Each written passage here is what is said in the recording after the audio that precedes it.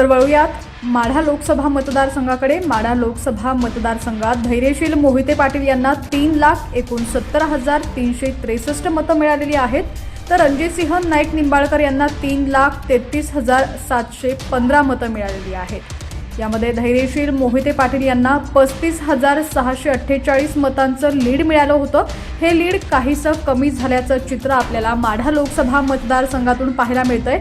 या आधीच्या फेरीमध्ये 37,932 मतांचं मताधिक्य हे धैर्यशील मोहिते पाटील यांना मिळालं होतं। मात्र या ठिकाणी काहीसं लीड हे धैर्यशील मोहिते पाटील यांचं कमी झालेलं आहे। 35,664 मतांचं मताधिक्य सध्या धैर्यशील मोहिते पाटील यांना मिळालेलं आहे। माढा लोकसभा मतदारसंघात सध्या तरी धैर्यशील मोहिते पाटील हे आघाडीवरती आहेत। मात्र मागच्या फेरीवेळी 37,932 मतांचं मताधिक्य धैर्यशील मोहिते पाटील यांना मिळालं होतं। मात्र ते मताधिक्य आता थोडंफार कमी झालेलं आहे। 35,648 मतांचं मताधिक्य आता धैर्यशील मोहिते पाटील यांना माढा लोकसभा मतदारसंघातून मिळालेलं आहे।